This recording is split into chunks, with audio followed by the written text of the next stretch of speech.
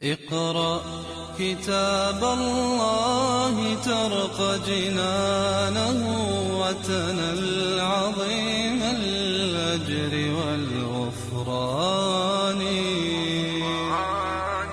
رتله روي القلب من نفحاته كالماء يروي لهفة العطشان.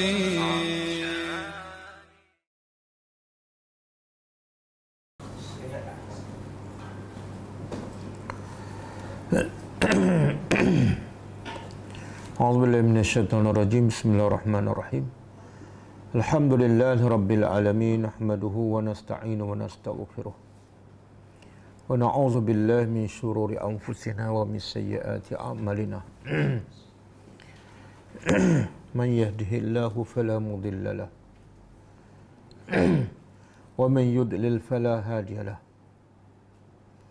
Asyhadu an la ilaha illallah wahdahu la syarika lahu wa asyhadu anna Muhammadan abduhu wa rasuluh. Subhanaka la ilma lana illa ma 'allamtana innaka antal alimul hakim. Allahumma 'allimna ma yanfa'una wa anfa'na bima 'allamtana wa zidna ilma.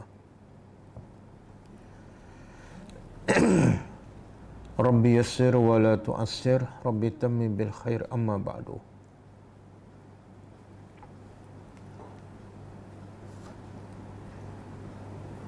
InsyaAllah kita sambung tadabbur surah Ali Imran.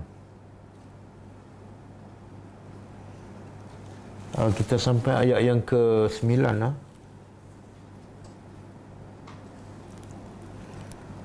Sebelum tu kita tengok pengajaran ayat yang lepas.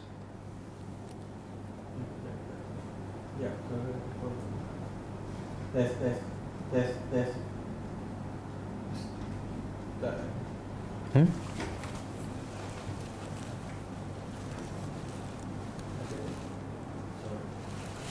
Mic dah buka ke? Dah buka. Ada. Ya, saya tanya. Ini suara tu kata tak? Ini bukan jelas tadi. Tak. Ada.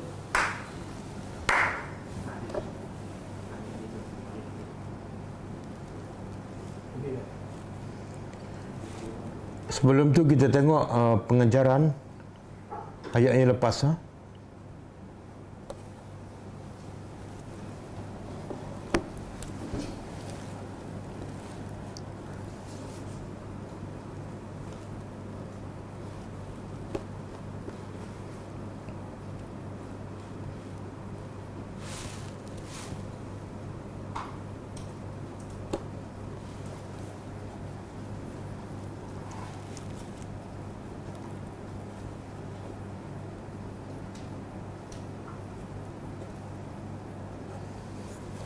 Tersilap saya ayat 6 ayat 6. Ayat 6. Ayat 6, ayat 7 dan 8.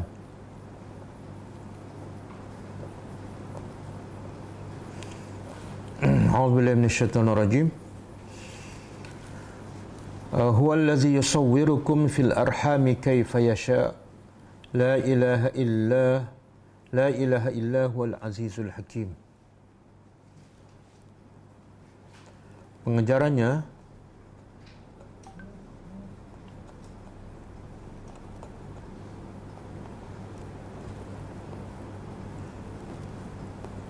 yang pertama,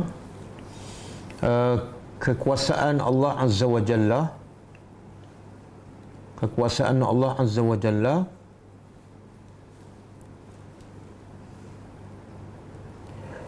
yang boleh membentuk makhluk-makhluknya di dalam rahim dengan berbagai bentuk, rupa dan warna.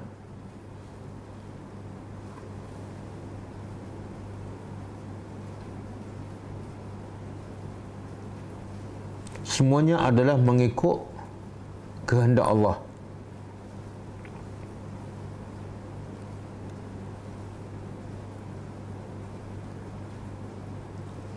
Yang kedua,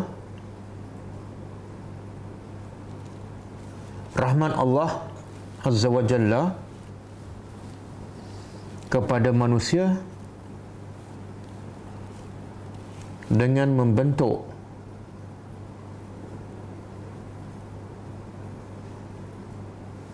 bentuk dan rupa manusia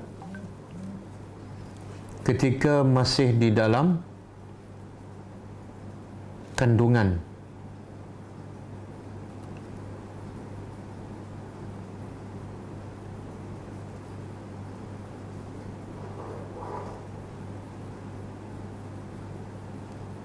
Jikalau Allah membentuknya setelah keluarnya janin, maka ia akan menyusahkan manusia.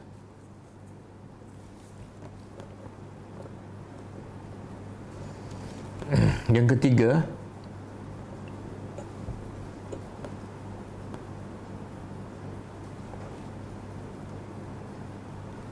semua yang terjadi di atas muka bumi adalah mengikut kehendak Allah yang Maha Berkuasa. Oleh itu, manusia sepatutnya hanya tunduk dan patuh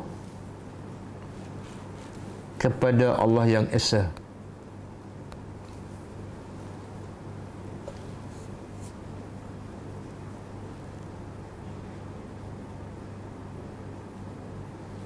Yang keempat,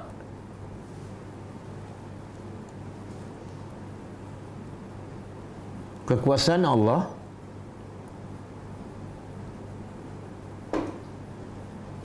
dalam mencipta sesuatu semuanya berdasarkan kepada hikmah.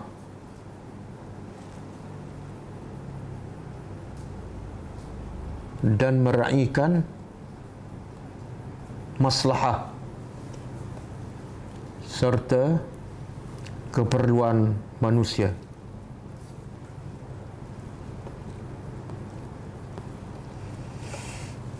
Okey, ayat yang ketujuh. A'udzubillahi minasyaitonirrajim. Huwallazi anzala 'alaikal kitaba minhu ayatun muhkamat hunna ummul kitab wa ukharu mutasyabihat. Wa ammal ladzina fi qulubihim zayghun wa yattabi'una ma tashabaha minhu ibtigha'al fitnah wa ibtigha'a ta'wilih. Wa ma ya'lamu ta'wilahu illa Allah. والراسخون في العلم يقولون آمنا به كل من عند ربنا وما يذكر إلا أولو الألباب. Pengajarannya,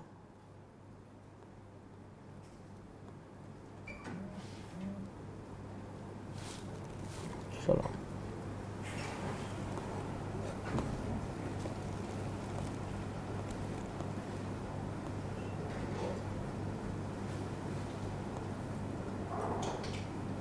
Pertama, Al-Quran adalah kalamullah. Al-Quran adalah kalamullah.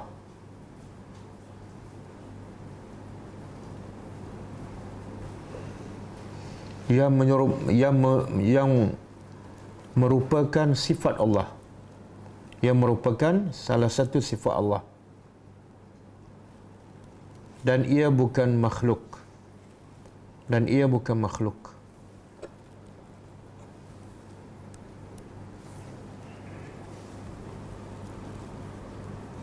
Yang kedua, Allah Maha Tinggi dan berada di tempat yang tinggi sesuai dengan zat Allah yang Maha Tinggi.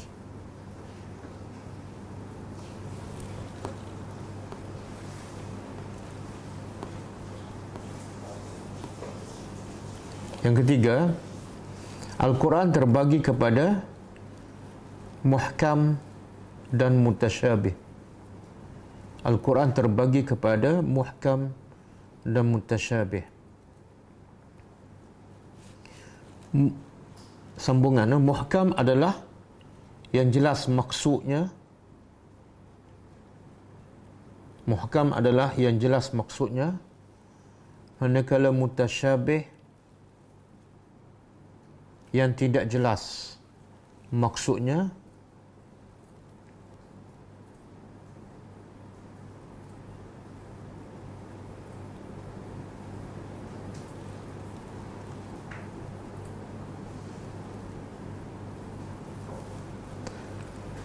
Yang keempat,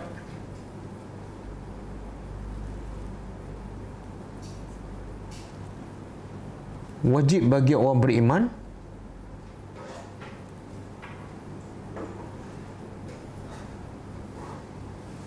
apabila berjumpa ayat-ayat mutasyabih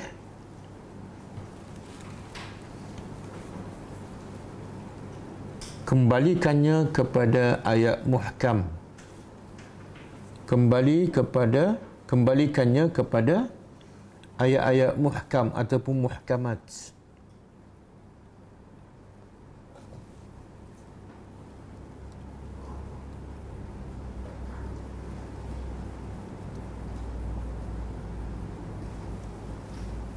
Yang kelima, hikmah Allah Azza wa Jalla dengan menjadikan Quran terbagi kepada dua.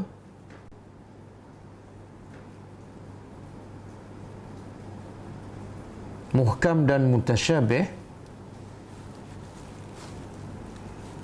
dengan tujuan untuk menguji manusia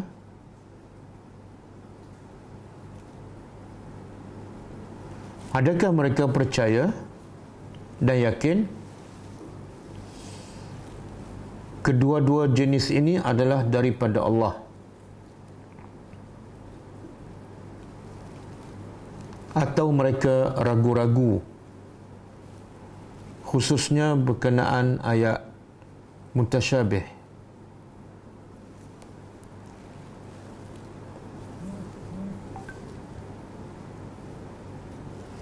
Yang keenam, antara tanda seseorang itu sesat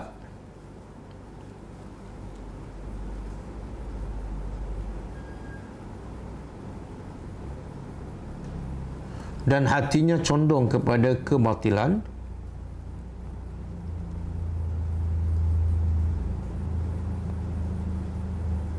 ia menjadikan ayat mutasyabih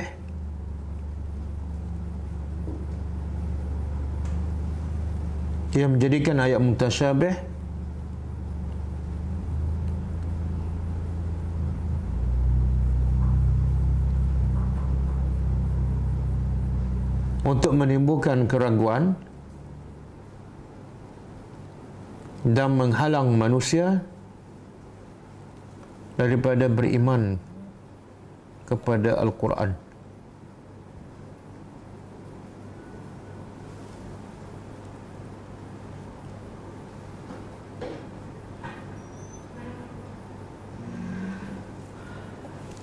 Yang keberapa? Yang ketujuh. Kelebihan mereka yang mendalam dalam ilmu. Kelebihan mereka yang mendalami dalam ilmu agama. Atau ar-rasikhuna fil ilmi.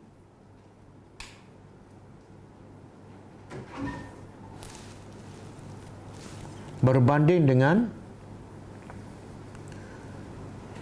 mereka yang ilmunya cetek.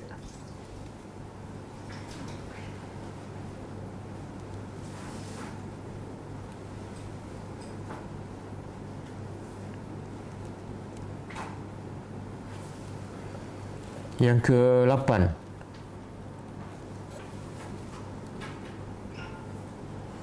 mereka yang ilmunya mendalam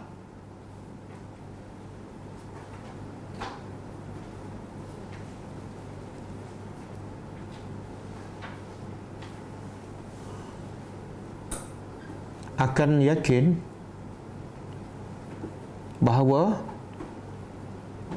semua ayat Al-Quran sama ada muhkam atau mutasyabih adalah daripada Allah yang satu.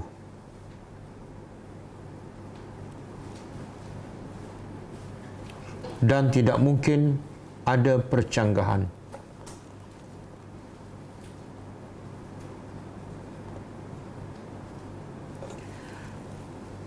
Yang kesembilan,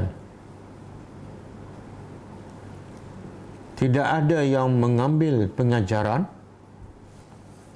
daripada Al-Quran kecuali mereka yang berakal waras.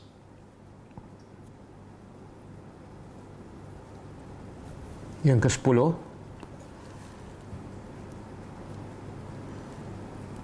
semakin manusia berakal waras,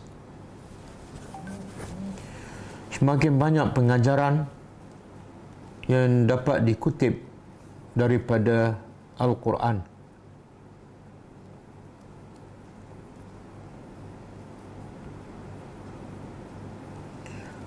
Dan sebaliknya, semakin sedikit pengajaran yang dikutip daripada Al-Quran menunjukkan akalnya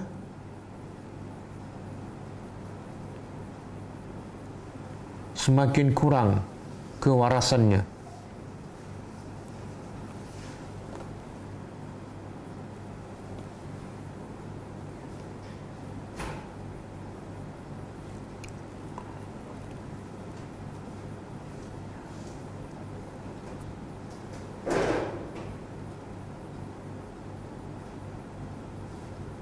Okey. Kita ambil satu lagi ayat pengajaran, ayat yang ke-8. Rabbana la tuzigh qulubana ba'da idh hadaitana wa hab lana min ladunka rahmah innaka antal wahhab. Pengajarannya pertama,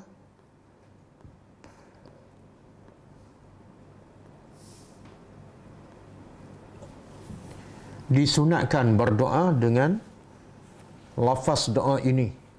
Disunatkan berdoa dengan lafaz doa ini kerana ia adalah doa orang yang ilmunya mendalam dan doa orang yang berakal.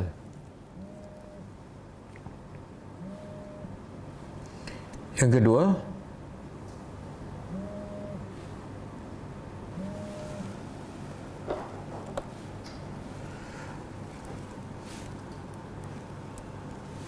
disunatkan memulakan doa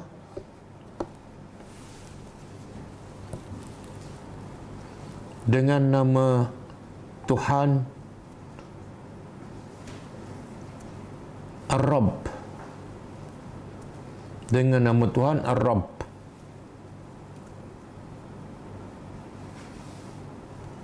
Dan ia juga adalah bentuk tawassul. Bentuk tawassul yang dibenarkan.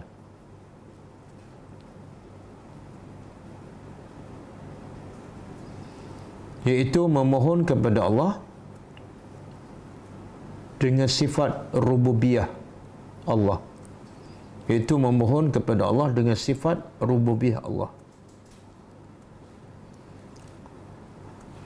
Yang ketiga, manusia tidak boleh memiliki dan menguasai hatinya. Manusia tidak boleh memiliki dan menguasai hatinya. Oleh kerana itu, hendaklah selalu memohon kepada Allah agar hatinya tidak diselewengkan dari kebenaran.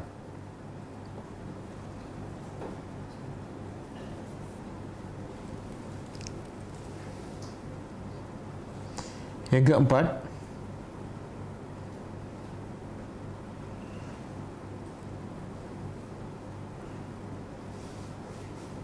baik dan sucinya hati seseorang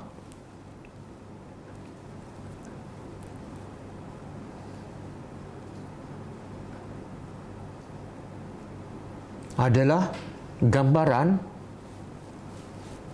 baik dan murninya akhlak seseorang.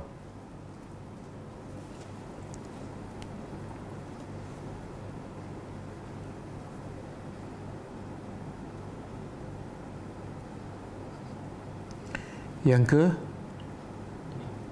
kelima,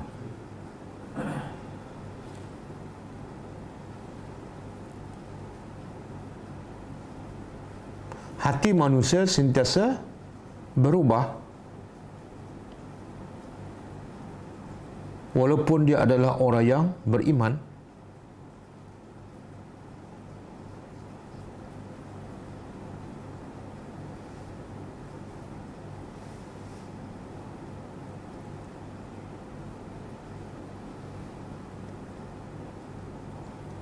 Maka kerana itu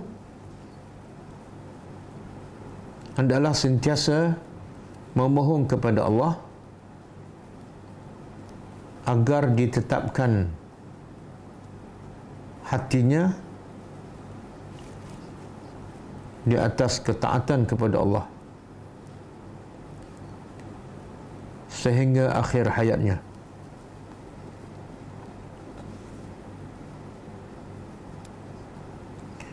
Yang keenam, manusia sangat-sangat berhajat kepada rahmat Allah. Manusia sangat-sangat berhajat kepada rahmat Allah.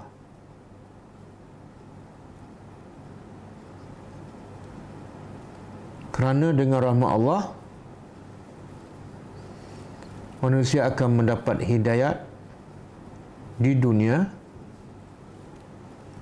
dan akan mendapat syurga di akhirat.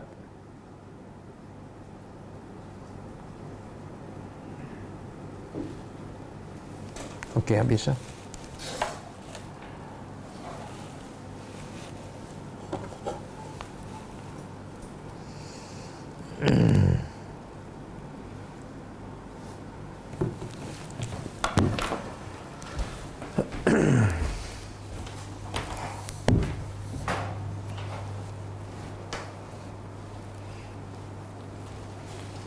A'udzubillahi minasyaitonirrajim. Ayat malam ni adalah masih sambungan tentang sifat ar-rasikhuna fil ilmi, orang yang beriman yang ilmunya sangat mendalam. Jadi ciri-ciri ar-rasikhuna fil ilmi ialah dia berdoa dengan doa yang lepas, Rabbana la tuzigh qulubana ba'da idh hadaitana wa hab lana min ladunka rahmah. Jadi ayat malam ni, ayat 9 adalah sambungan. Kalau kita tanya kenapa orang yang beriman ar-rasikhuna fil ilmi sentiasa minta doa kepada Allah supaya jangan Allah selewengkan hati mereka daripada kebenaran, dan supaya Allah sentiasa memberi rahmat kepadanya. Kenapa? Jawapannya ayat ni, ayat 9. A'udzubillahi minasyaitonirrajim.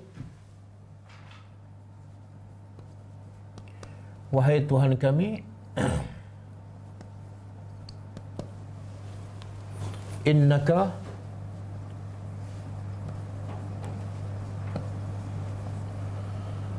sesungguhnya engkau jami'un nas, jami'un nas mengumpul, an-nas manusia, liyaumin pada hari ataupun untuk hari, la raiba tidak ada raib, keraguan, fihi padanya.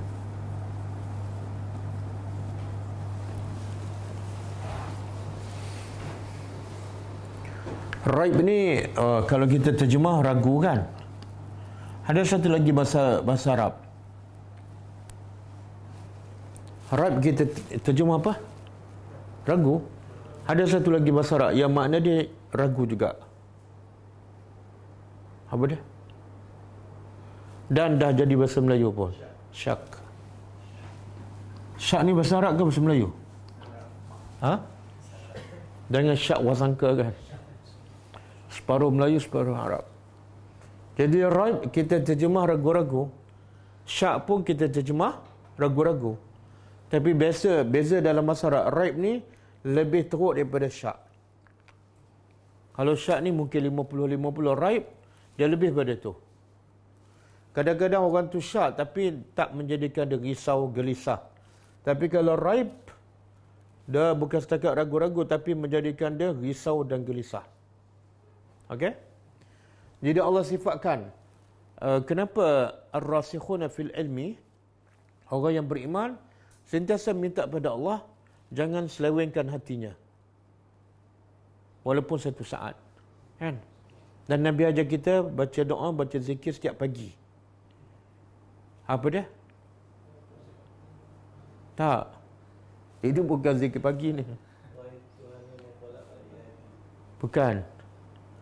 Itu boleh baca bila-bila masa. Ini zikir pagi dan petang sahaja. Setiap pagi kena baca, setiap petang kena baca. Ya Hayyu Ya Qayyum birahmatika astaghith aslih li sya'ni kullahu wa la takilni ila nafsi. Jangan engkau serahkan diriku kepada nafsu aku walaupun sekelip mata. Itu orang beriman. Itu juga doa sama dengan doa ar-rasikhuna fil ilmi. Rabbana la tuzigh qulubana. Jangan kau pesongkan hati kami. Bila ni? Setiap saat. Walaupun satu saat. Sebab nafsu kita kalau satu saat dikawal oleh nafsu, apa jadi diri kita? Satu saat aja, tak payahlah 10 minit kan? Okey, jadi kenapa ar-rasikhuna fil ilmi sangat takut hati diselewengkan? Sebab sesungguhnya engkau adalah akan menghimpun semua manusia pada hari yang tidak ada keraguan. Hari apa ni? Jadi pendorong utama doa orang beriman ialah takut pada hari kiamat ni. Kalau kami seleweng ataupun kami dah lara walaupun 5 minit ke 10 minit, kami akan desa di akhirat. Takut-takut yang kami lara tu 5 minit bila? Masa nak mati. Habis. Masa depan kami pada hari ini hancur. Kan? Nabi kata apa? Innamal a'malu bil khawatim. Sesungguhnya amalan yang dikira ialah di hujung. Kadang-kadang 50 tahun dia buat amalan ahli syurga. Besok nak mati, dia tinggal solat, mati. Kan? Jadi engkau akan himpunkan semua manusia pada hari yang tidak ada keraguan. Tapi yang tidak ada keraguan ni kepada siapa? Orang beriman sahaja. Orang kafir ragu-ragu tak pada hari kiamat? Bukan ragu-ragu, tolak terus. Yang ragu-ragu ni siapa? Orang munafik. Orang Yahudi dan Nasara yakin tak ada hari kiamat? Yakin? Ada dalil? Apa dia? Sebut ayat tu.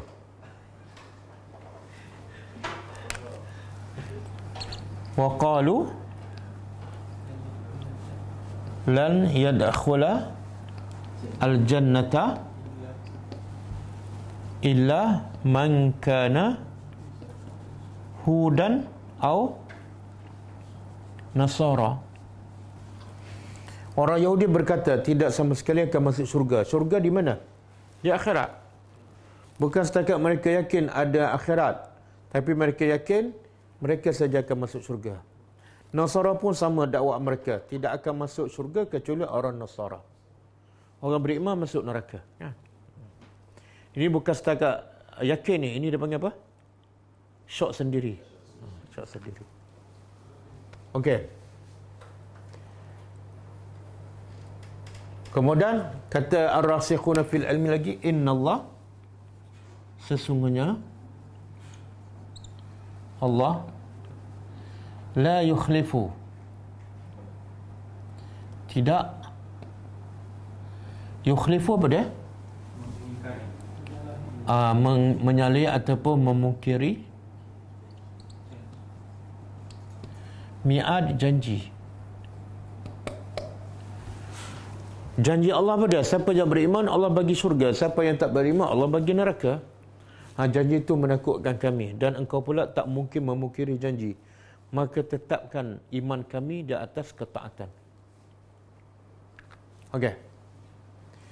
Perasan tak ayat ni? Sebelum ni dia kata apa? Rabbana la tuzigh qulubana. Jangan engkau pesongkan hati kami. Jadi orang yang ar-rasikhu bila dia berdoa, dia cakap engkau ke dia?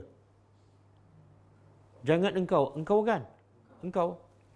Yang ni pula, Rabbana, wahai Tuhan kami, sesungguhnya engkau. Engkau juga. Tapi ayat akhir, sesungguhnya Allah tidak memungkiri janji. Perasan tak perbezaan? Perasan tak? Berperasan. Saya cakap dengan Usama, awak pergi Kota Baru besok. Awak datang awal. Tiba-tiba yang ketiga, dia jangan lupa bawa kereta. Pada orang sama je. Mula-mula awak, lepas tu dia. Ni. Sesungguhnya engkau jangan pesongkan hati kami. Sesungguhnya engkau menghimpunkan manusia. Tiba-tiba, sesungguhnya Allah tidak, dia memungkiri janji. Kalau ikut selari ayat ni, di sini apa dia? Sesungguhnya engkau dan engkau tidak memungkiri janji. Boleh faham? Itu antara bentuk bahasa Arab, bahasa Al-Quran. Iaitu dia paling apa dia? Tak, dia paling daripada orang yang kedua kepada orang ketiga. Awak tu orang kedua. Tiba-tiba dia tukar seolah menjadi orang ketiga pada orang yang sama. Tujuannya apa dia? Perasan tak? Tak perasan? Dalam surah Fatihah ada tak? Yang jenis macam ni. Dia, tiba-tiba engkau. Yang ni engkau, tiba-tiba dia. Dalam surah Fatihah. Hafalkan surah Fatihah? Ada tak? Kita puji, Alhamdulillah, segala puji bagi Allah Rabbul Alamin. Kemudian Ar-Rahmanur Rahim, dia yang maha pemurah lagi maha penyayang. Lepas tu Maliki, dia yang menguasai hari. Lepas tu Iyaka, hanya kepada engkau. Perasan tak? Sejak bila perasan? Malam ni.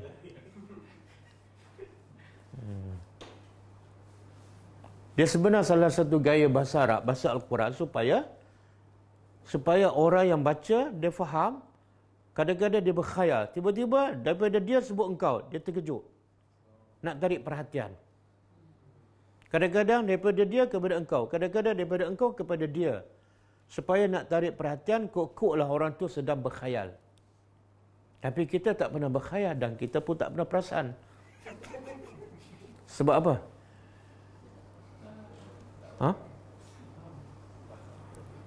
Sebab dia pun kita tak faham, engkau pun. Okey. Ini salah satu pendapat lah. Mana semua ni kata-kata siapa ni? Daripada Rabbana la tuzigh qulubana ba'da idh hadaitana wa hab lana min ladunka rahmah. Kemudian Rabbana innaka jami'un nas liyaumin la raiba fi innallaha la yukhliful mi'ad. Ini kata-kata siapa? Ar-rasikhuna fil ilmi. Jadi kalau kita nak baca doa, baca ayat 8 saja ke ataupun sambung dengan 9? Boleh sambung. Okey. Pendapat kedua, ayat ar-rasikhuna fil ilmi sampai kat sini je. Yang ni Allah sendiri cakap. Jadi tak timbul isu tukar daripada engkau kepada dia. Faham? Itu pendapat kedua. Yang ni Allah cakap, bukan ar-rasikhuna fil ilmi. Tapi pendapat paling kuat, ini semua adalah kata-kata ar-rasikhu fil ilmi. Sebab apa ni dia tukar? Daripada engkau kepada dia. Sebab dalam bahasa Arab, contohlah, kalau raja kan, raja nak bagi arahan, kepada menteri-menteri, dia kata apa? Raja kamu memberi arahan. Pada dialah. Supaya menteri itu rasa, oh, ni raja cakap ni. Kalau saya bercakap lain. Tapi kalau dia kata, raja kamu memberi arahan. Supaya yang mendengar tu rasa guru dan rasa kehebatan. Hari ini pun sama. Engkau tiba-tiba, sesungguhnya Allah tidak akan memungkiri janji. Okey, boleh? Di antara manusia dengan Allah, siapa yang paling menepati janji? Tapi antara manusia dengan Tuhan, siapa yang paling kita mudah percaya pada janjinya? Pertama-tama dekat pilihan raya kan? Sebab tu selalu bertukar kerajaan. Sebab apa? Janji manis. Tapi janji Allah ni la yukhliful mi'ad. Kenapa Allah tak mungkin memungkiri janji? Kenapa? Dan kenapa pula manusia selalu mungkir janji? Dalam 1000 tu, seorang je yang tepat janji. 999 mungkin janji. Kenapa Allah tak mungkin memungkiri janji? Dia manusia mungkin janji sebab apa? Pertama, sama ada dia memang kaki bohong. Jadi tak tepat janji sebab dia memang cakap bohong. Yang kedua, dia bukan berbohong. Tapi kadang-kadang dia manusia, dia tak mampu buat apa yang dia janji. Saya akan datang besok, tengok-tengok sakit kan. Tengok-tengok terlupa. Saya akan bagi gaji sekian-sekian. Tengok-tengok ekonomi mufliskan. Jadi manusia ada dua sebab tak tepat janji. Pertama, sebab memang kaki bohong. Yang kedua, sebab kelemahan manusia. Okey. Dua sebab ni ada tak pada Tuhan? Tak ada. Mustahil. Allah tak mungkin bercakap bohong. Dan Allah tak mungkin tak mampu bagi apa yang dia janji. Betul? Sebab itulah Allah berjanji apa ni? Orang yang terakhir masuk syurga. Allah bagi janji apa pada orang ni? Yang terakhir masuk syurga makna dia yang terakhir masuk neraka. Yang terakhir keluar daripada neraka. Maknanya dia yang paling banyak dosa. Tapi apa Allah janji pada orang ni? Allah bagi dunia, Allah bagi syurga yang 10 kali dunia. Allah tepat janji tak? Kenapa Allah tepat janji? Ini yang terakhir masuk syurga, yang awal tak payah cakap lah. Allah tepat janji sebab Allah memang berkuasa. Kun fayakun. Kan?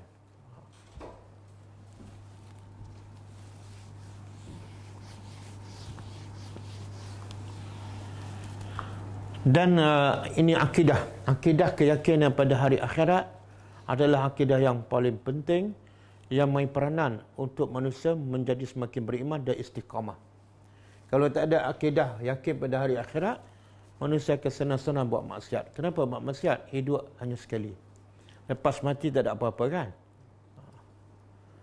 Dia contohlah surah Al-Insan, Al-Abrar kan, yang Allah janjikan syurga. Dia selalu buat kebaikan, selalu bagi makan pada orang miskin, selalu bagi makan pada anak yatim. Apa pendorongnya? Wa yut'imuna at'am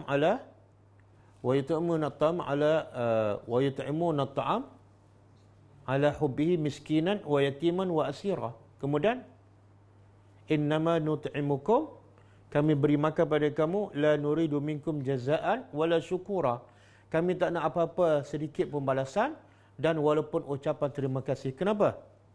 Inna nakhafu min rabbina yawman abusan qamtarira. Sebab kami sangat takut pada hari yang ramai manusia bermasa muka. Jadi kami tak nak balasan kamu. Kami nak balasan Allah di akhirat, supaya muka kami di akhirat besok berseri. Dan Allah balas apa? Apa dia? Walaqahum nadratan wa surura. Allah gantikan rasa takut mereka pada hari akhirat di dunia. Allah gantikan dengan muka mereka berseri di akhirat dan hati mereka surura, gembira. Makna inilah akidah yang menjadikan kita takut nak buat maksiat dan semangat untuk buat amal soleh. Okey. Kemudian Allah beritahu, innal lazina, sesungguhnya allazina orang-orang yang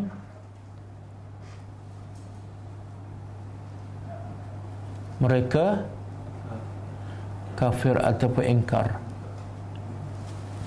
Allah tak sebut kufur ataupun ingkar kepada apa.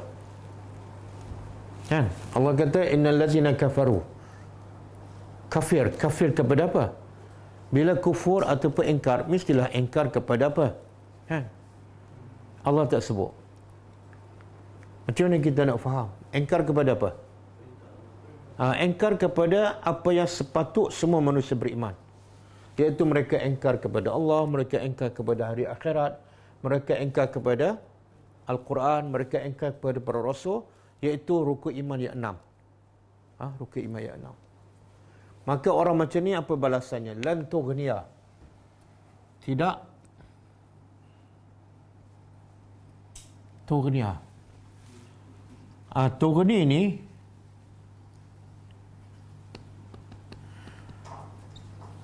tamna'u ataupun tadfa'u. Tamna'u menghalang, tadfa'u menolak. Jadi tughni ada dua maksud. Satu tamna'u, yang kedua tadfa'u. Tamna'u menghalang, tadfa'u menolak. Menolak apa ni? Tidak boleh menolak. Dia terjemah apa?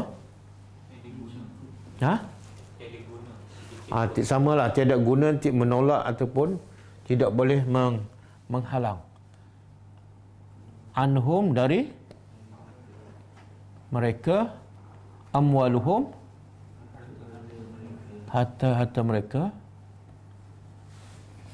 wala auladuhum, dan tidak anak-anak mereka. Bila sebut aulad, masuk laki perempuan ke laki saja? Laki perempuan. Kalau anak lelaki saja? Abna ataupun banin. Kalau anak perempuan saja? Banat.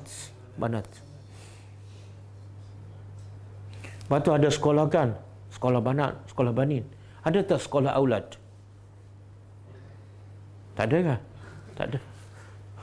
Sebab dia tak payah berbola. Kalau tak ada banin, tak ada banat, mana lelaki perempuan tu? Okey. Harta mereka, harta siapa ni? Orang kafir. Dan anak-anak mereka tidak boleh menolak mereka dari Allah. Dari Allah. Apa maksud ni? Syai'an. Sedikit pun. Apa maksud? Kalau kita terjemah tamna'u kan, tamna'u makna menghalang. Harta mereka, anak mereka tak boleh menghalang mereka daripada azab Allah. Bila azab Allah nak menimpa mereka, mereka tak boleh guna harta, tak boleh guna anak untuk menghalang. Okey. Kalau makna tadfa'u, menolak. Kalau azab dah menimpa mereka, mereka tak boleh tolak. Sama ada dengan harta ataupun anak. Okey. Kenapa Allah sebut dua ni, harta dengan anak? Allah tak sebut pangkat, kuasa. Yang paling? Tapi kuasa dia sayang juga. Kan? Sebab tu boleh lompat-lompat kan?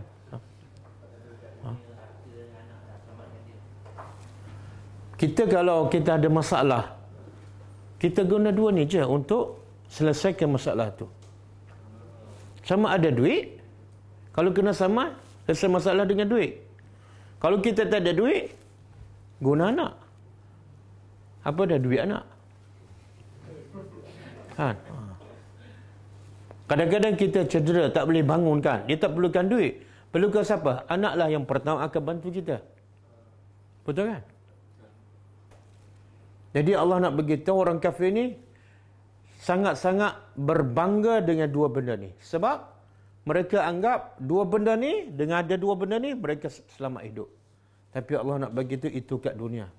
Di akhirat tak boleh. Ada satu ayat kan Allah kata apa? Kalau orang kafir ni ada masa seluar mana? Sebesar bumi. Berapa nilai dia? Kemudian dia gunakan emas seluah bumi ini untuk apa? Menebus diri mereka daripada azab Allah. Allah terima tak? Kat dunia dia emas banyak mana? Kita ada emas banyak mana? Jangan mimpilah dengan emas kita boleh selamatkan di akhirat. Sebab bumi, emas sebesar bumi pun tak boleh selamatkan orang kafir. Okey. Dan Allah kata syai'an. Apa mana syai'an? Sedikit pun. Antara anak dengan harta, mana lebih disayangi? Anak kan? Tapi kenapa Allah sebut harta dulu? Kalau ikut susunan tu sepatut anak dulu baru harta.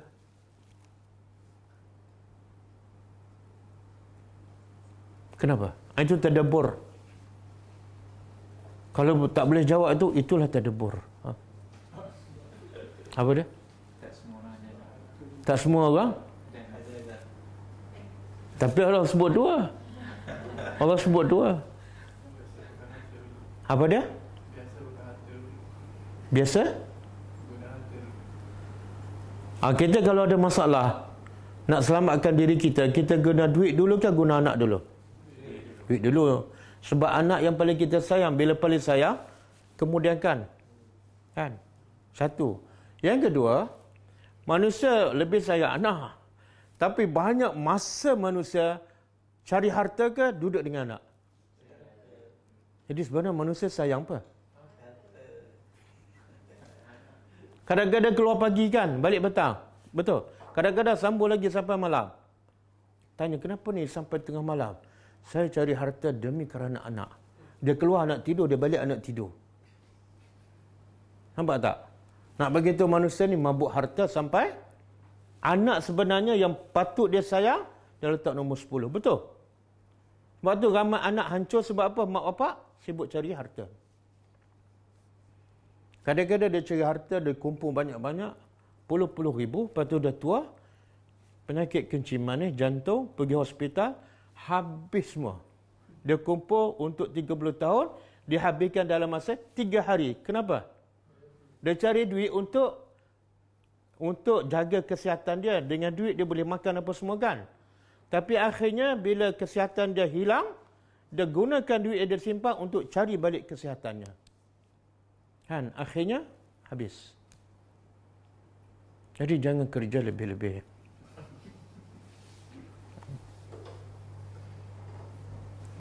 Dan itu dua. Yang ketiga, sebenarnya orang yang suka berbangga dengan harta dan anak ni sebenarnya siapa? Orang kafir. Orang kafir.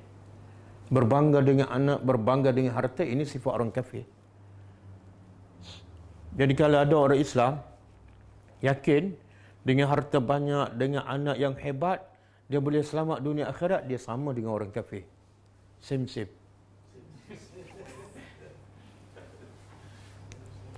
Okey, dalil Allah bagi kekayaan yang melimpah ruah kepada orang beriman ke kepada orang kafir? Orang kafir. Boleh bagi satu contoh selain bila Qarun?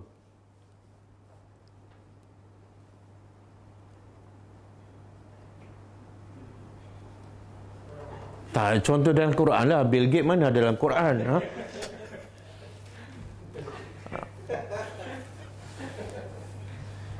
Allah sebut dalam surah Al-Muddassir, Zarni wa man khalaqtu wahida. Kemudian Zarni wa man khalaqtu wahida wa ja'altu lahu malan mamduda wa banina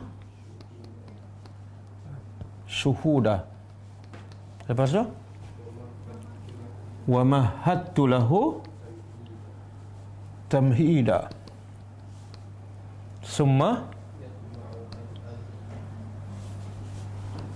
yatma'u an azid. Lepas tu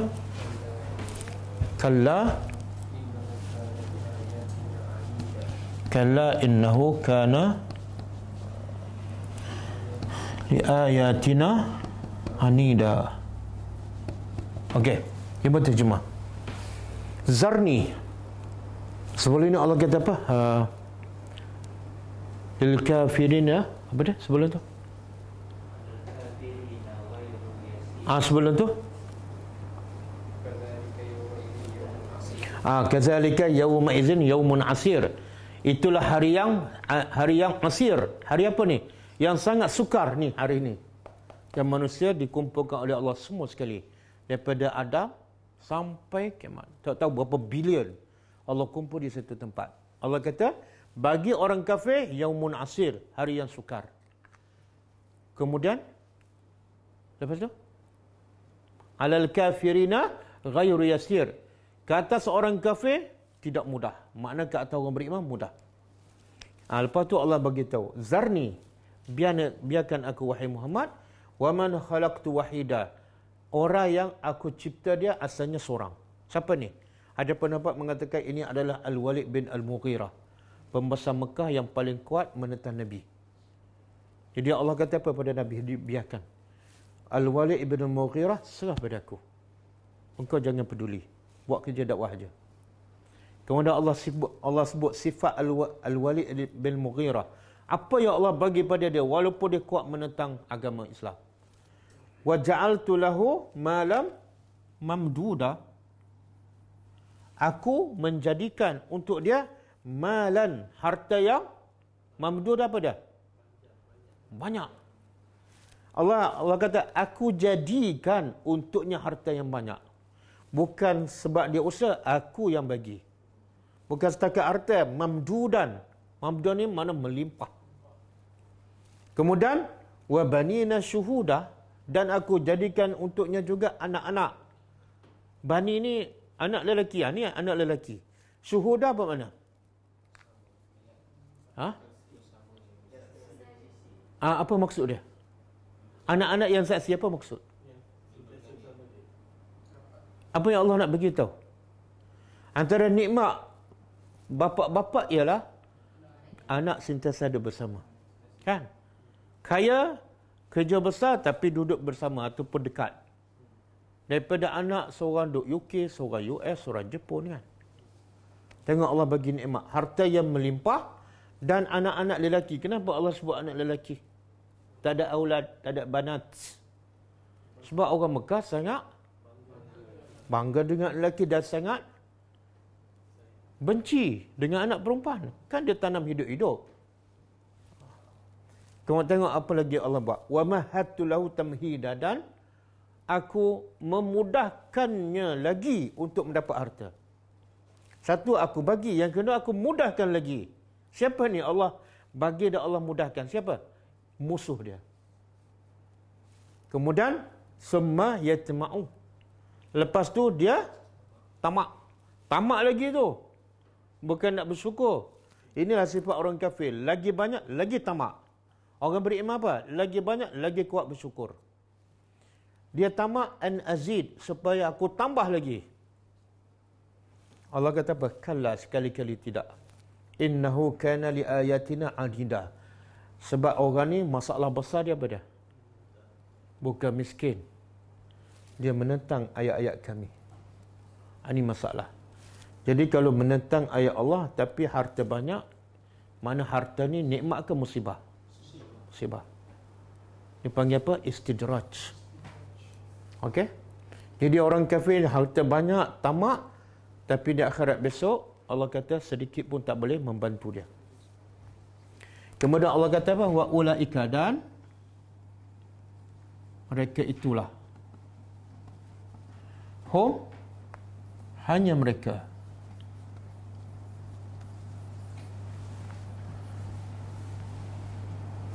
Ulaika lebih tepat bukan mereka. Dia kalau kita belajar bahasa Arab dia panggil ismu isyarah. Itulah. Kalau ramai itulah, kalau itulah ramai ulaika. Kalau itulah seorang, zalika, zalikal kitab. Kalau inilah seorang, haza. Kalau itulah ramai, inilah ramai, haulai. Okey.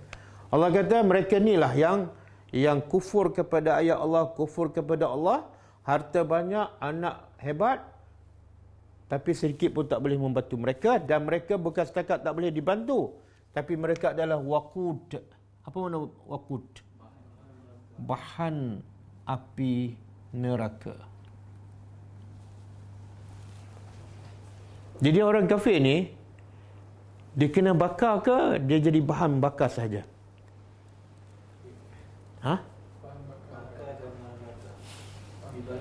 Mana lebih baik, jadi bahan bakar ke ataupun kena bakar?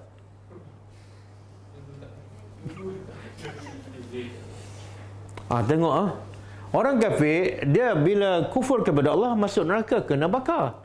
Tapi dalam masa sama dia juga makna dia jadi bahan bakar, dan dalam masa sama dia dibakar sebab kufur kepada Allah. Jadi bahan bakar dalam neraka ni ada berapa jenis? Dua. Satu batu, yang kedua manusia. Jin ada tak jadi bahan bakar? Jin saya tak jumpa ayat. Jadi lebih baik jadi jin kan? Paling kurang tak jadi bahan bakar. Jin kalau kafir masuk neraka, tapi tak jadi bahan bakar. Kena bakar juga.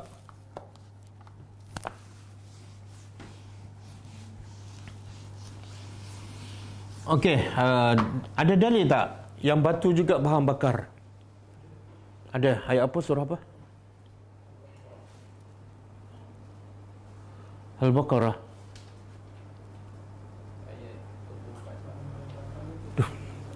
Surah Al-Baqarah ayat 24. Satu lagi surah At-Tahrim ayat 6 kan? Surah Al-Baqarah tu cerita pasal orang kafir. Tapi surah At-Tahrim ayat 6 cerita orang beriman. Kan? Ya ayyuhallazina amanu qu anfusakum. Ya ayyuhallazina amanu qu anfusakum wa ahlikum nara. Kemudian waquduhan nasu wal hijarah.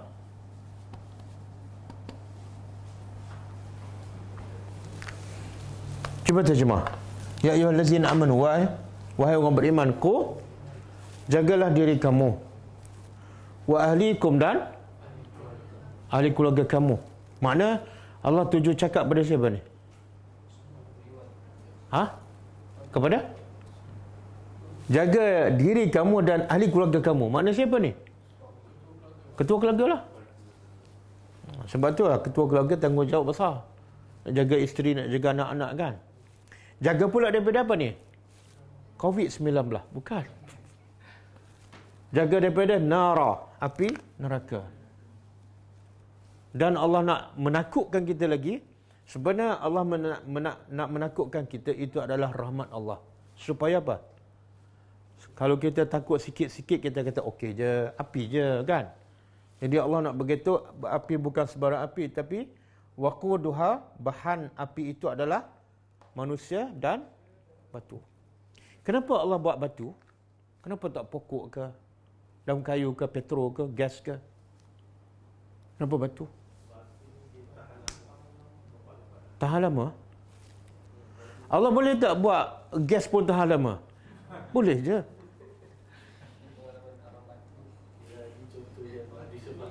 Apa? Batu kalau dibakar lagi panas.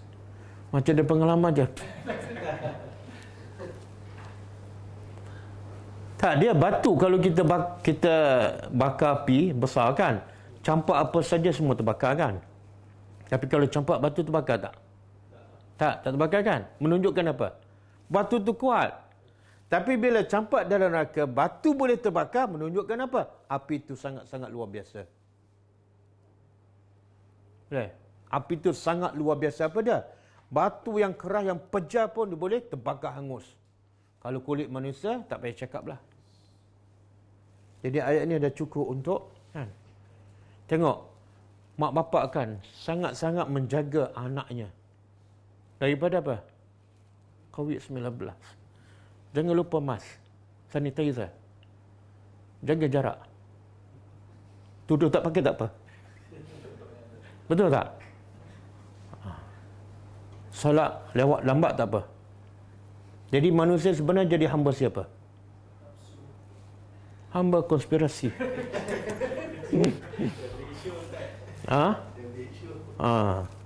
Apa kata KKM ke semua?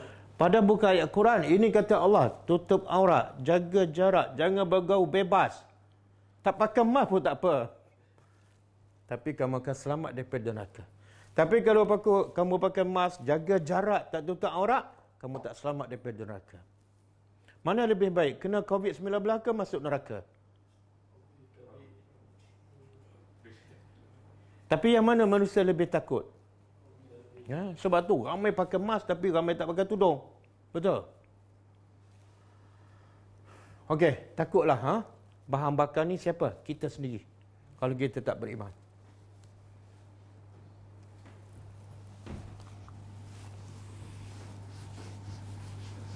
Dan api ini berapa kali ganda panasnya api neraka? 69. Nabi kata digandakan api neraka 69 kali ganda. Sahabat kata sekali kalau dibakar dengan api dunia pun kami dah tak tahan. Nabi kata tak, akan diganda 69 kali ganda. Pelik tak manusia? Kalau api kat dunia kena sikit dia lari tak? Ke dia tahan je? Dia lari. Manusia bukan api. Panah pun dia tak sanggup dah. Hujan pun semua pakat masuk kan. Tengah-tengah makan sedap, hujan masuk dalam kedai. Baru hujan. Ini api neraka. Okey, kemudian Allah kata kadak bi'ah. Kadak bi'ah. Ka ni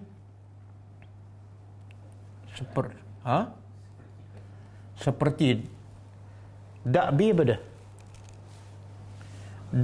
Dakbu ni makna dia sya'nun ataupun adah, kebiasaan.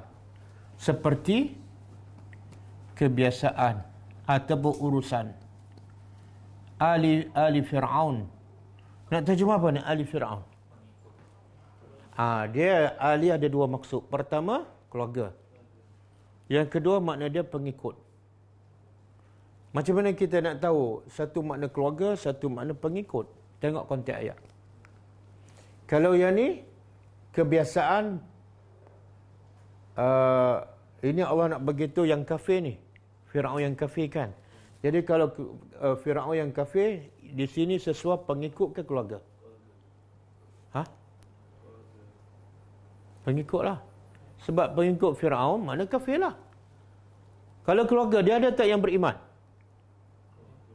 Ada siapa? Isteri dia. Kan? Jadi Ali di sini ialah pengikut. Sama dengan surah Al-Anfal ke ayat 36. Cuba tengok.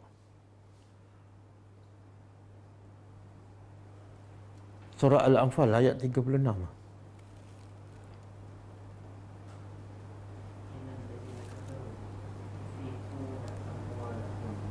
Oh, bukan. An-naru yu'raduna. An-naru yu'raduna. Cuba search. Ghafir ayat 46. Ghafir ayat 46. An-naru, neraka, yu'raduna alaiha ghuduwan wa asyiyan wa yawma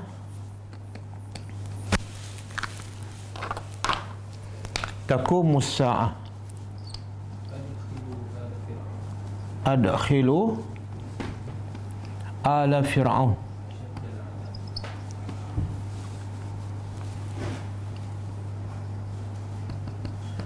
asyaddal azab. Okey. Cuba terjemah.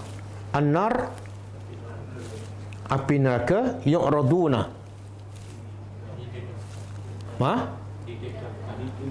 Mereka didedahkan, ditunjukkan ke atasnya, ke atas api neraka. Mereka ni siapa ni? Nanti akan sebut lepas ni. Ahli neraka ghuduwan, waktu pagi dan asyian, petang, ataupun siang dan malam. Di mana ni? Di alam barzakh, dalam kubur. Mana bukti? Tengok ayat lepas tu. Wa yauma taqumus saah. Dan hari berlakunya kiamat, ada khilu, dikatakan pengikut malaikat akan berkata ada khilu. Masukkan, Allah perintah pada malaikat, masukkan ali Fir'aun. Pengikut ke keluarga? Pengikut. Sebab bila kena bakar, pengikut. Keluarga mungkin beriman. Masukkan keluarga, pengikut Fir'aun, asyaddal azab, azab yang berat. Lagi asyaddu, lagi dahsyat. Jadi ini bila ni dimasukkan pengikut Firaun dalam azab yang lagi dahsyat? Bila ni? Makna yang api dibentangkan siang dan malam ni bila? Dalam kubur. Ini ayat yang paling jelas ada azab kubur. Sebab ada orang setengah tak mengaku. Dia kata azab kubur tak ada dalil pun. Inilah. Yang ni selepas kiamat, yang ni sebelum kiamat. Mana ketika dalam kubur.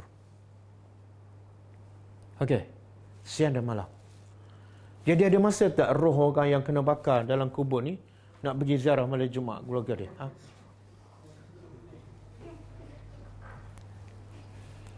Okey. Ada Ali, makna dia keluarga. Contoh Ali Imran. Surah kita lah. Itu bukan pengikut. Itu Ali Imran, keluarga Imran. Siapa? Maryam, mak dia, bapa Maryam, Nabi Zakaria, dan isteri Nabi Zakaria, iaitu adik-beradik pada mak Maryam. Itu ahli keluarga. Okey, kalau kita selawat Allahumma salli ala Muhammad wa ala ali Muhammad, keluarga ke pengikut? Ada pendapat yang kedua, dia kata pengikut semua sekali. Saya lebih condong kepada makna pengikut. Sebab apa? Saya termasuklah. Kalau keluarga saya tak termasuk. Okey. Seperti kebiasaan pengikut Fir'aun. Wallazina min qablihim, dan orang-orang yang dari sebelum mereka.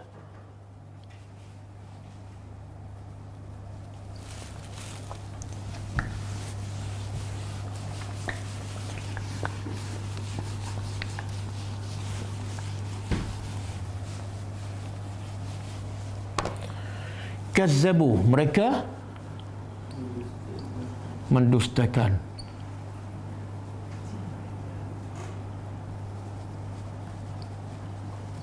Ni orang sebelum mereka siapa? Kebiasaan ataupun urusan pengikut Fir'aun dan orang-orang yang sebelum mereka. Mereka ni balik pada siapa? Pengikut Fir'aun. Maknanya Allah nak bagi siapa ni? Orang-orang kafir lah. Sama ada pengikut Fir'aun ataupun sebelum pengikut Fir'aun. Siapa? Sebelum pengikut Fir'aun. Semualah kaum Nabi Nuh, kaum Samud, kaum Ad, kaum Nabi Saleh, semua sekali. Mereka semuanya adalah sama je. Walaupun berbeza zaman, berbeza nabi, berbeza bangsa, tapi masalah mereka sama je, iaitu mereka mendustakan ayat kami. Ayat-ayat kami. Masalah sama. Fa'akhazahumullah. Lalu Allah menyeksa mereka. Allah zalim tak? Tak. Allah menyeksa mereka dengan sebab apa? Bizunubihim. Zunub jamak kepada zambun. Kalau satu zambun. Apa makna zambun? Maksiat. Dosa ataupun maksiat. Jadi Allah turunkan azab kepada pengikut Firaun dan mereka yang sebelum tu dengan sebab ba ni dia panggil ba sababiyah. Dengan sebab dosa-dosa mereka.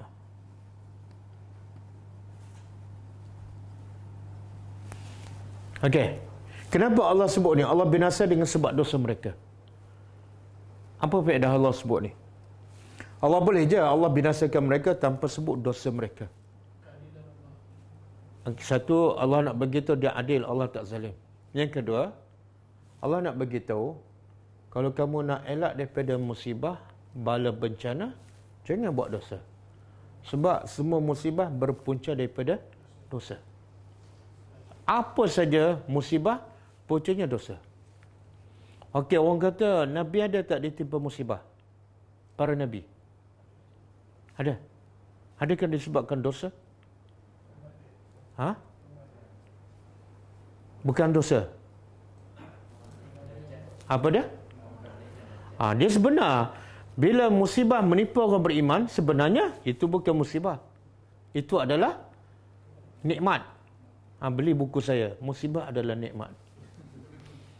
Bagi orang beriman, musibah adalah nikmat. Satu, mengampunkan dosa. Bukankah dosa kita diampunkan itu satu nikmat? Yang kedua, musibah bagi orang beriman adalah nikmat. Yang kedua beda. Dia dapat pahala sabar. Kadang-kadang solat malam tak dapat pahala macam pahala sabar. Betul? Kadang-kadang pergi umrah 10 kali tak dapat macam pahala bersabar dalam ujian. Yang ketiga, bila dosa diampunkan kemudian dapat pula pahala sabar, darjah dia naik. Kan? Sebaliknya kalau musibah menimpa orang kafir, itu betul-betul musibah. Kenapa? Dia semakin jauh. Okey. Jadi bila kita ditimpa musibah, pertama, cek apa? Cek ada orang buat salah ke? Cek kita buat salah. Kalau kita tak bangun malam, musibah ke tak? Tak bangun solat lah, bukan tak bangun kencing. Kalau kita tak bangun salat malam, musibah ke tak? Cek tak? Di mana salahnya? Jangan salahkan isteri. Kenapa tak kejut saya? Cuba buka surah ni.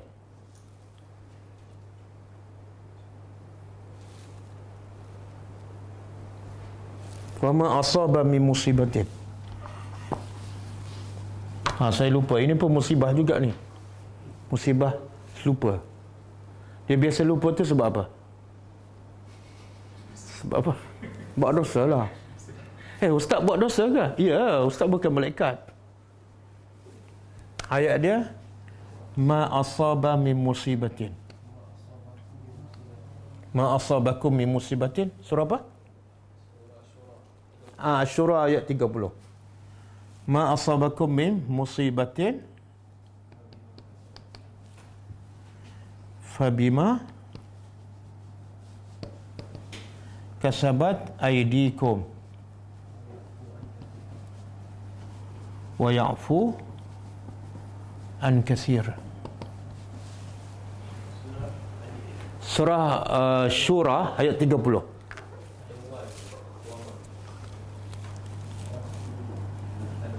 Mana ni? Yang mana? Cuba tak ada buat ayat ni. Allah kata apa? Wa ma asabakum. Dan apa yang menimpa kamu min musibah, dia jadi bahasa Melayu. Daripada apa saja musibah yang kita tak suka, maka sebabnya fabima, dengan sebab yang dilakukan oleh apa ni? Dosa. Kenapa Allah sebut tangan? Adakah dosa dilakukan oleh tangan saja? Ataupun orang yang kudung dua-dua tangan tak pernah buat dosa? Sebab apa tangan? Sebab Allah begitu kebiasaannya.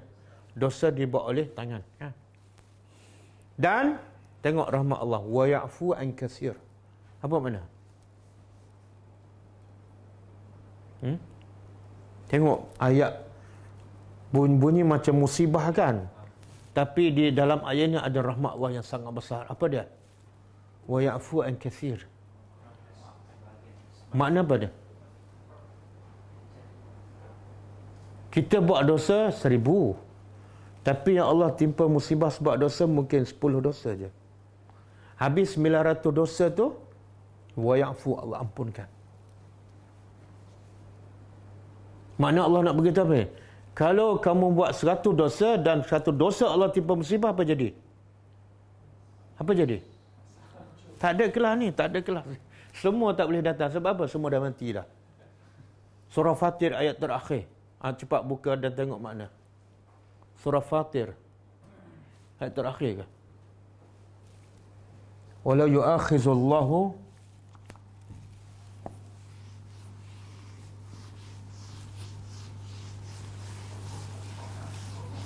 ada? Walau yu'akhizullahu an-nasa bima kasabu ma taraka ala zahril ardi ala zahriha min dabbatin walakin yuakhiruhum ila ajalin musamma. Kan? Makna dia apa dah? Lau yuakhizullah, jikalau Allah menghukum manusia dengan sebab apa yang manusia lakukan, iaitu dosa, apa dah? Ma taraka ala zahriha, Allah tak akan tinggal di atas muka bumi satu makhluk yang bernyawa pun. Sebab semua buat dosa. Kan? Habis. Ustaz pun tak ada. Ustaz pun tak ada. Dan Allah beritahu kehebatan Allah boleh hancurkan manusia, boleh binasakan manusia. Sebab apa? Wallahu, dan Allah syadidul iqab, sangat keras siksaannya ataupun balasannya. Kita dah banyak kali dah jumpa ayat bagaimana azab Allah yang menggambarkan azabnya terlalu keras dan pedih. Bakar kulit, terbakar, hangus, tukar kulit baru. Okey, cukup kita sambung malam besok.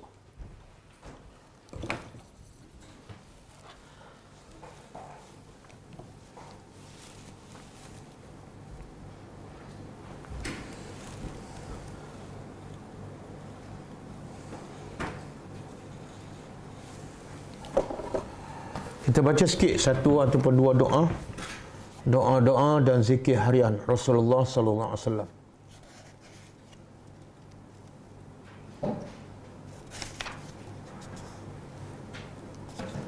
Doa untuk orang musafir. Doa yang ke-31. Muka surat 28 Siapa yang ada buku boleh buka muka surat 28. Doa ke-31. Doa untuk orang musafir. Ini biasanya kita tak amalkan. Kan? Bila orang nak musafir, biasa kita baca apa?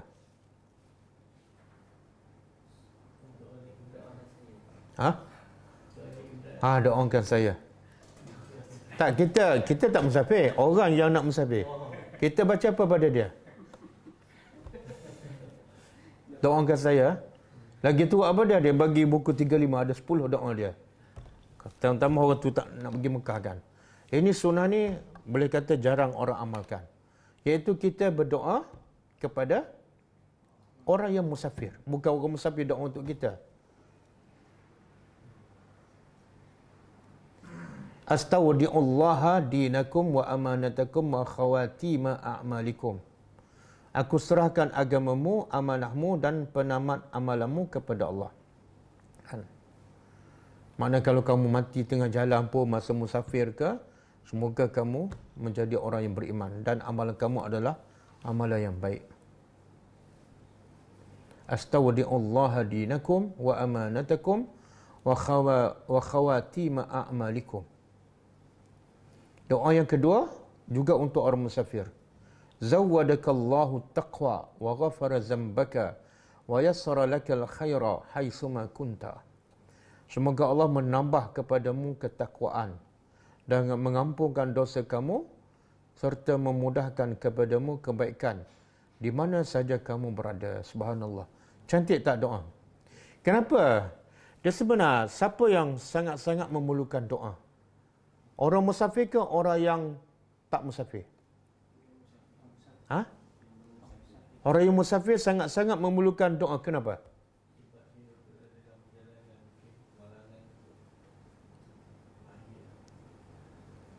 Tapi yang duduk rumah pun boleh kemelangan juga. Sebab biasa orang musafir ni, dia dah hilang dah. Tak ada keluarga, tak ada anak, tak ada kawan, dia boleh buat apa saja. Kan biasa orang nak buat maksiat, dia buat berjauh-jauh kan? Kan? Atas kapal terbang, kat mana-mana tempat dia pergi. Bebas dah. Tak ada siapa kejut ke kata dia seorang musafir kan. Lagi mudah nak melakukan maksiat. Jadi doa ni sangat penting. Semoga Allah jadikan kamu orang bertakwa sepanjang perjalanan musafir kamu. InsyaAllah kita amalkan. Jadi besok kita nak musafir ke Kelantan. Jadi kelas kita malam besok live daripada Kelantan. Jadi doakan, baca doa ni pada kami.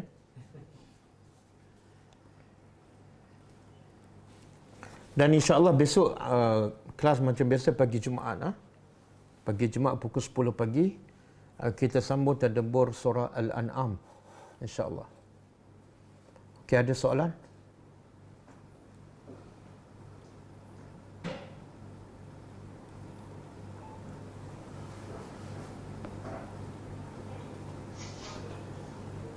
Assalamualaikum Ustaz. Waalaikumsalam warahmatullahi wabarakatuh.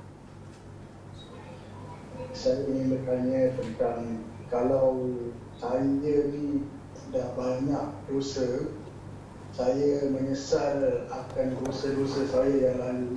Saya nak mensucikan diri saya, dah betul-betul nak bertaubat dan nak berubah.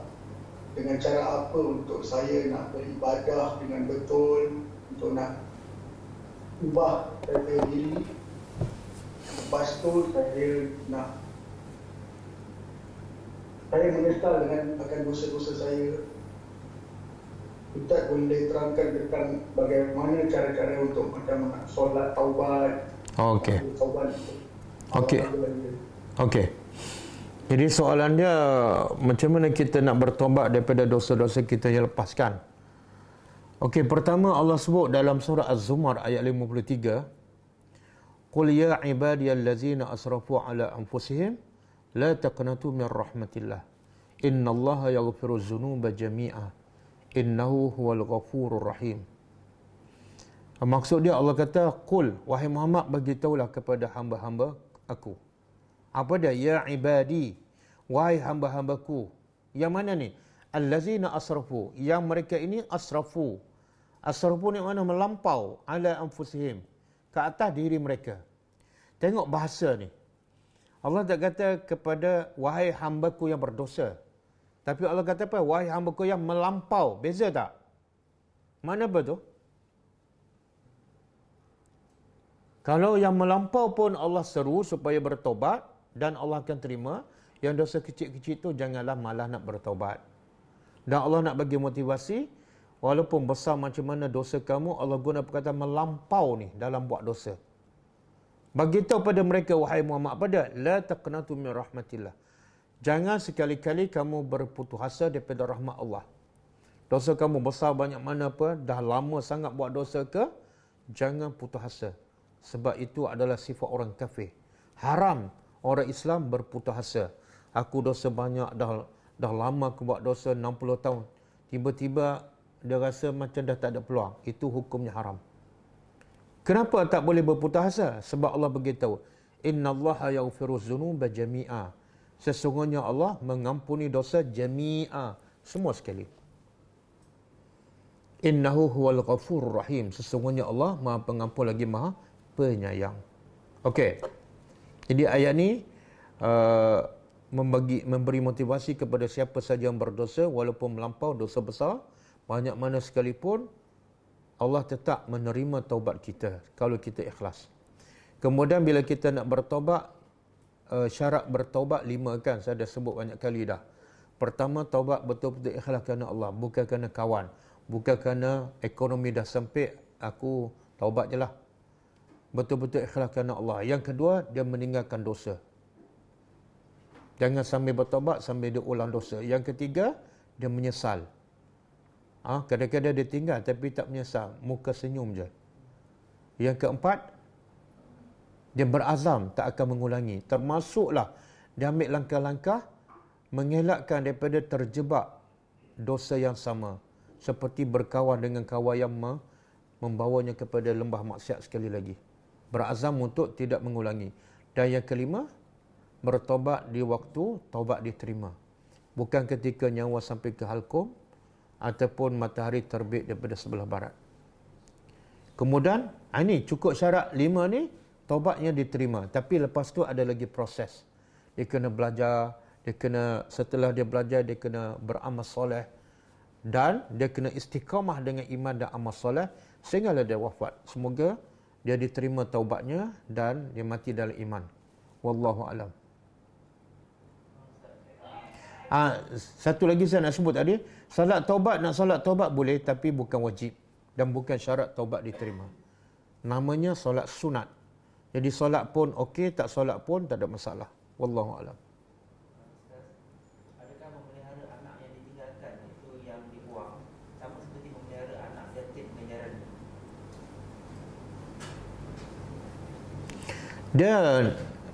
Dia tak mungkin samalah sebab anak yatim ni definisinya ialah yang kematian bapa.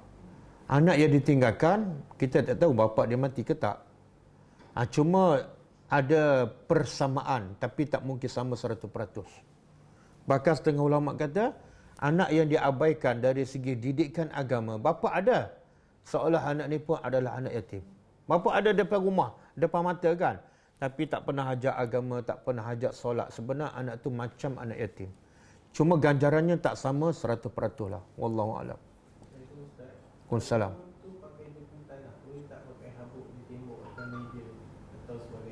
Apa dia? Itu pakai debu tanah, boleh tak pakai habuk di tembok atau meja dan sebagainya? Okey, soalan dia, bila nak tayamum boleh tak pakai habuk? Habuk ataupun debu lah di atas apa-apa sahaja. Dia ada dua pendapat yang masyhur tentang benda yang boleh kita guna untuk bertayamum. Satu, debu. Mesti debu.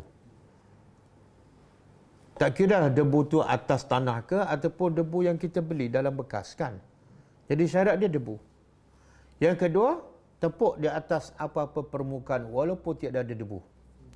Habuk tak termasuk. Habuk tak termasuk.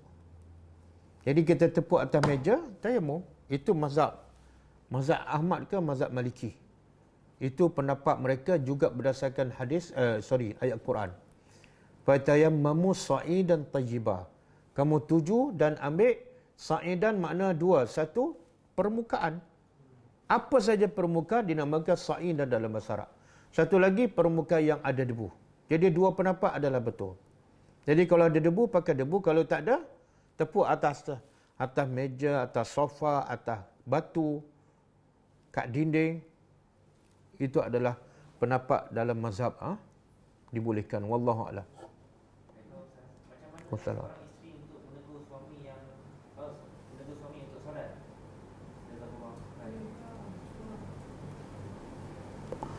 Bagaimana cara isteri nak menegur suami untuk solat? Dia solat ke tak ni? Dia tegur ni ada dua. Satu tak solat langsung, yang kedua solat lambat kan? Ataupun solat tak betul. Tak solat. Dia teguran yang paling berkesan ialah kita baca ayat Al-Quran. Kalau kita cakap, dia siapa-siapa je, suami ke, isteri ke, mak bapak ke, anak ke, dia tak akan rasa benda tu adalah wajib dan daripada Allah. Kalau kita cakap dengan bahasa kita. Pergi solat. Anak kata apa? Tunggulah. Tapi cuba kita baca ayat Quran. Allah berkata, lagi bagus kita tunjuk ayat tu pada anak ke pada suami ni. Allah berkata, wa aqimus salah. Dan Nabi kata, solat terbaik ialah solat di awal waktunya.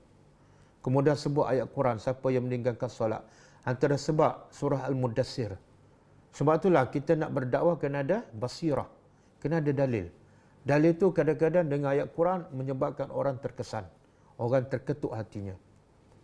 Surah Al-Mudassir kan, apa kata ahli neraka? Kata ahli syurga kepada ahli neraka, ma salakakum fi saqar. Ahli syurga bertanya kepada ahli neraka, apa sebab kamu masuk neraka saqar? Qalu lam nakum minal musallin. Sebabnya ialah kami dulu masa kat dunia kami tak salat. Dia tak kata sebab kami tak Islam, sebab kami tak pergi haji, sebab kami tak puasa, tak. Sebab kami tak salat je. kami, itulah sebab kami masuk neraka sakar. Makna apa? Islam adalah pembeza antara Islam dengan kafir. Solat adalah pembeza antara Islam dengan kufur. Solat penyebab masuk syurga dan solat penyebab masuk neraka. Bagi ayat tu surah Al-Muddathir. Biar suami rasa gerun. Lepas tu tunjuk ayat tadi. Ya ayyuhallazina amanu qu anfusakum ahlikum nara waquduhan nas wal hijarah. Bila masuk neraka, bahan bakarnya adalah kita sendiri, batang tubuh manusia dan batu. Biar dia rasa gerun daripada ayat-ayat Allah. Wallahu a'lam. Adakah selawat Ibrahimiyah dikira seperti tawassul? Kerana ada perkataan kama. Ya, betul. Salat Ibrahimiyah adalah antara bentuk tawassul yang dibenarkan. Dalam syarat-syarat tawassul, ulama mengatakan antara tawassul yang dibenarkan ialah tawassul dengan perbuatan Allah. Tawassul dengan perbuatan Allah. Ada tak dalam salawat Ibrahimiyah perbuatan Allah?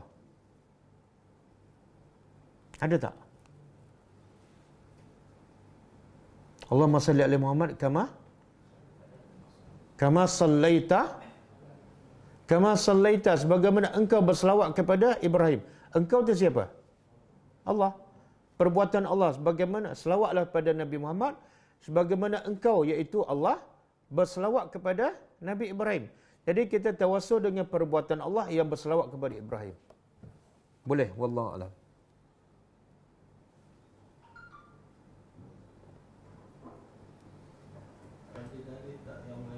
Assalamualaikum Ustaz. Semula? Ni yang dia tanya. Okey. Yang ni dulu. Okey. Silakan. Silakan. Encik Zoom.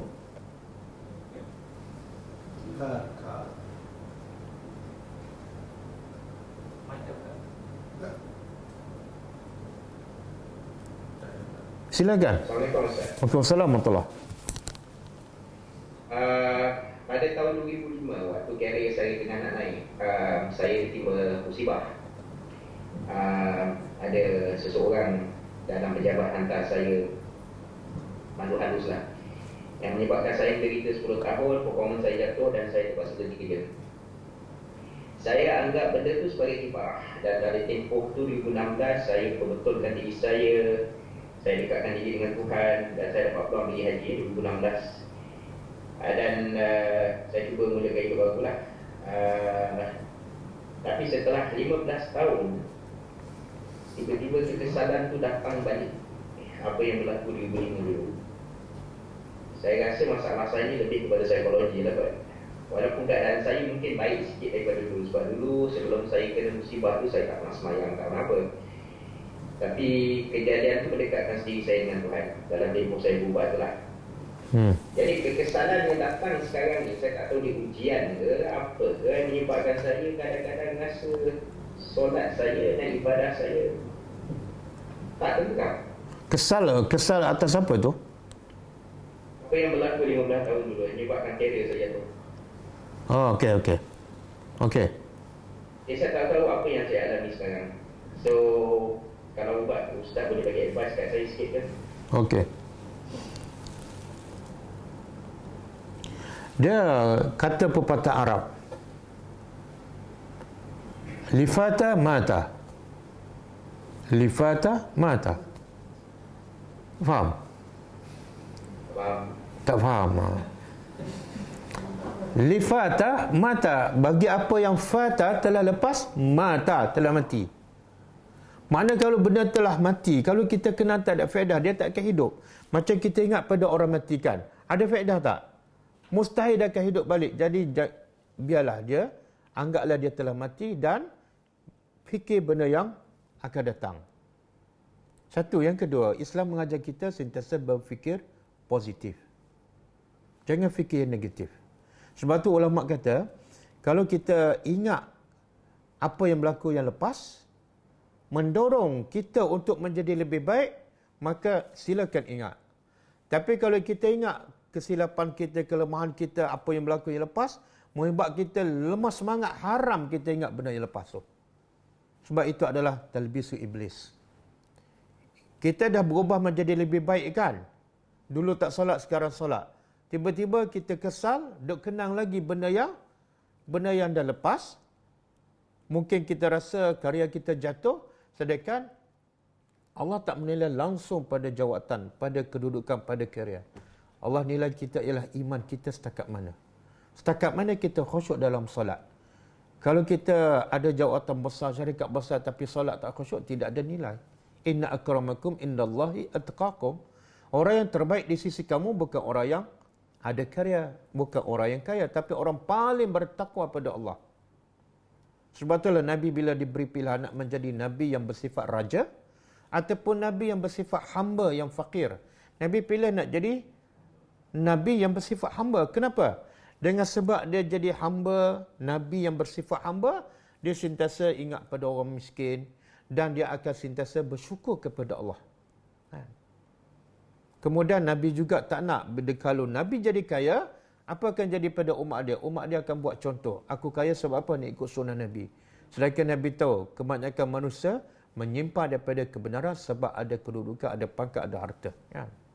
Jadi jangan menyesal apa yang berlaku. Yang satu lagi saya nak pesan, bila kita menyesal apa yang telah berlaku, sebenarnya kita ini boleh membawa kepada rusak akidah lah. Seolah kita tak redha dengan takdir Allah. Jangan minta maaf lah. Bila kita just ada orang hantar makhluk halus, itu dah salah tu. Salah. Sebab itu benda gaib. Benda gaib kita tak tahu kan. Mungkin andaian kita. Hatta kalau ada bukti sekalipun, patut kita buat apa? Yang terbaik bagi orang beriman. Maafkan. Sebab itulah Nabi bila disihir, Nabi tahu tak siapa yang menyihirkannya? Nabi tahu.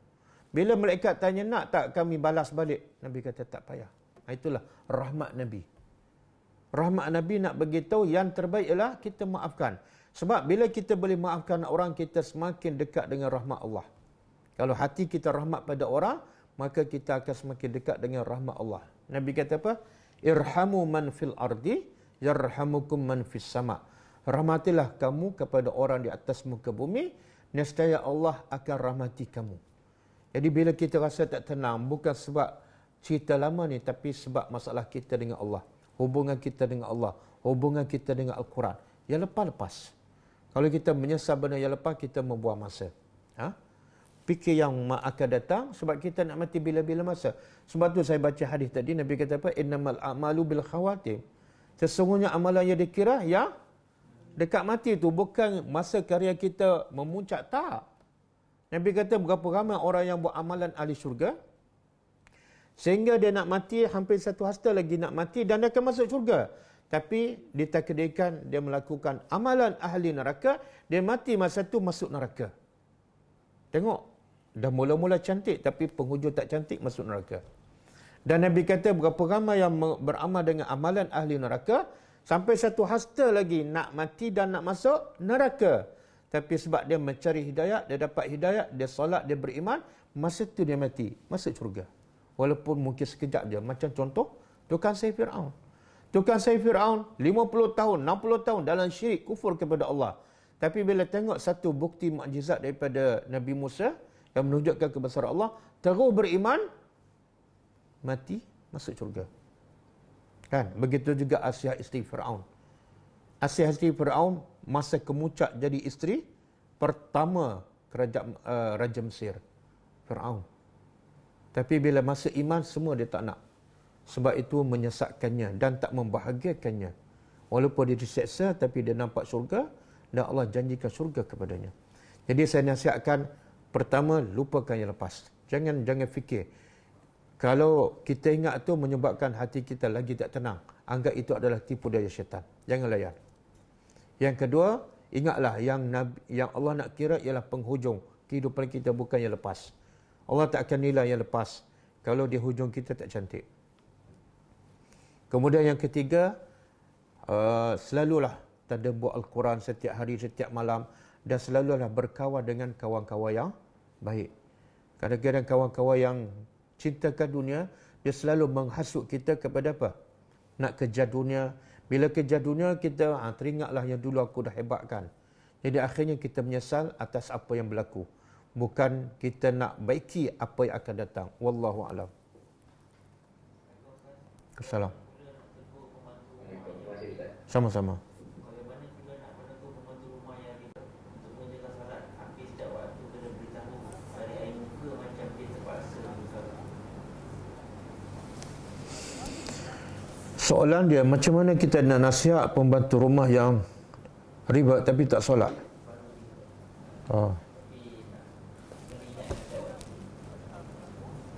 Dia sebenarnya pembantu rumah duduk kat rumah pun dah tak ikut syariat sebenarnya. Pembantu rumah kan dia bukan mahram kita, dan kita pula bukan mahram dia kan. Itu pun dah sebenarnya tidak syariat. Yang kedua, bila kita guna pembantu, sebenarnya iman kita dah kurang dah. Kebergantungan kita kepada Allah dah kurang kan? Itu penting. Sebab itulah orang-orang yang beriman dia elakkan benda-benda macam ni, bergantung pada orang, bergantung pada pembantu. Apatah lagi kalau menyebabkan menjadi dosa kan, ikhtilat dengan anak kita, dengan lelaki apa semua kan. Tapi kalau nak nasihatkan, sebenarnya kita ada kuasa, dia pembantu kita dan kita bayar gaji pada dia. Kita boleh paksa dia, mula-mula kita bagi nasihat, ajar dengan baik kan. Tapi kalau dia tak nak solat juga, kita ada kuasa, berhentikan dia lah kan. Kenapa kita nak simpan dia yang tak nak beriman kepada Allah? Lagi pula apa yang dia duduk kat rumah tu pun takut-takut menjadi dosa kepada kita. Wallahu a'lam. Apa beza antara orang alim dan orang warak? Apa beza orang alim dan warak? Dia tak mungkin orang tu warak melainkan dia alim. Dia mesti ada ilmu barulah dia jadi warak. Warak ni, alim orang yang berilmu lah. Orang warak ni dia lebih daripada yang buat yang wajib, tinggal yang haram. Dia lebih daripada itu, iaitu dia buat yang sunat. Yang wajib dah settle dah, dia tambah lagi yang sunat. Yang haram dia tinggal, bukan setakat yang haram, tapi dia tinggal juga yang makruh. Itu kedudukan warak. Wallahu a'lam. Jika seorang isteri solat 5 waktu, puasa bulan Ramadan, menjaga harga diri dan tak pada suami dapat memasuki syurga pilihan, bagaimana pula jika seorang wanita tidak mempunyai suami? Okey, ada satu hadis Nabi kata wanita bila solat 5 waktu, puasa bulan Ramadan dengan cakap suami dan jaga maruah harta suami bila suami keluarkan, boleh masuk mana-mana pintu syurga yang 8. Okey, bagaimana yang tak ada suami? Ada tak wanita ahli syurga tapi tak ada suami? Siapa dia? Nabi kata 4 wanita terbaik di dunia, dulu, kini dan selama-lama. Bukan Ratu Cantik. 4. Siapa? Asya. Kalau ikut turutan Asya, kan? Asya ada suami tak? Ada macam tak adalah suami jahat kan? Tapi dia jadi ahli syurga kan? Yang kedua, Maria ada suami? Tak ada. Yang ketiga, ada suamilah, Khadijah. Ada mengatakan yang keempat, Fatimah. Jadi empat wanita yang terbaik Nabi intirah adalah hadis sahih. 2 tak ada suami, tak ada masalah. Jadi jangan bergantung pada suami untuk masuk surga. Kadang-kadang dengan sebab suami, kawan tu masuk neraka. Okey? Jadi bersabar, bertenang, tunggulah suami di surga nanti ya.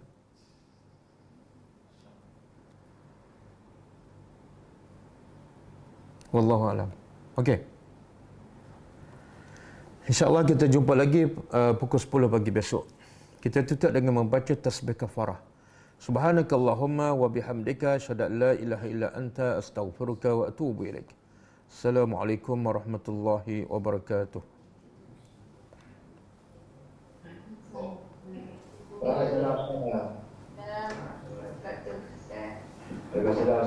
Salam. Alhamdulillah, jazakallah khair. Salam. Terima kasih Ustaz. Assalamualaikum. Wassalamualaikum warahmatullahi wabarakatuh.